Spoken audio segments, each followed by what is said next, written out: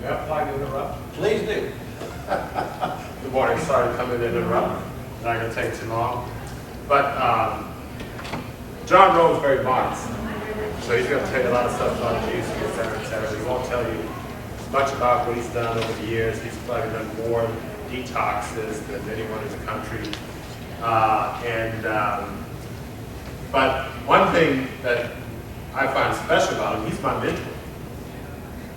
He's the person that I learned from when I first got into this area. So my journey into this, real quick, I'm not going to take all your time, is that I took this raw vegan chef certification course, a crash course over the weekend.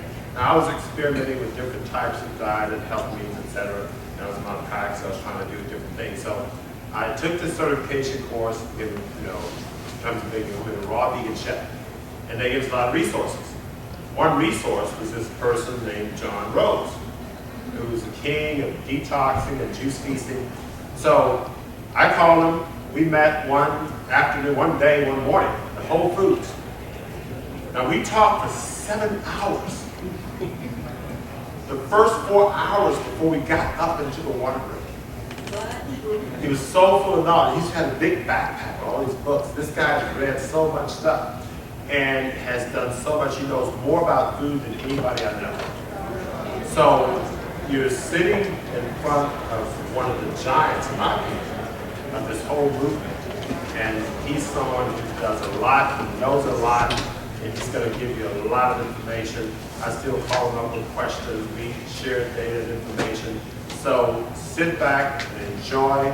I want you to fire him as many questions as I fired him. You don't have 4 hours like I have, 7 hours like I have, but take whatever time you have, because he's very, very knowledgeable, and take that with all. So without further ado, John Rose, my friend. Okay, I appreciate it. So we know that there's some physiological biochemical advantages of just consuming a 100% plant-based diet that improves your overall physiology and biochemistry that's going to decrease your chance of forming clots in the first place.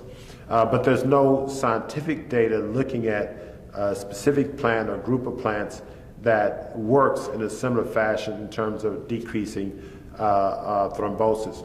I have seen anecdotally one patient that I treated, and he had has chronic atrial fibrillation, and he was on warfarin, and he had a stroke on warfarin. He failed warfarin. He failed 2 of the 3 other anticoagulants while in atrial fibrillation. And so I took him to the hospital to convert him from atrial fibrillation to sinus rhythm. Before you do that, typically you do what's called a transesophageal echocardiogram. You place a probe in the throat, and you look at the left atrium from behind the heart, and so you look for blood clots. And so despite the fact he had been on the anticoagulant, a blood thinner, for a long time, he had thrombus, a blood clot, in his left atrium. And so he had already failed several anticoagulants. So what I did is I put him on a raw juice feast, detoxed him, brought him back in about 2 months, thrombus was gone. Now I left him on the anticoagulant, but the thrombus was gone.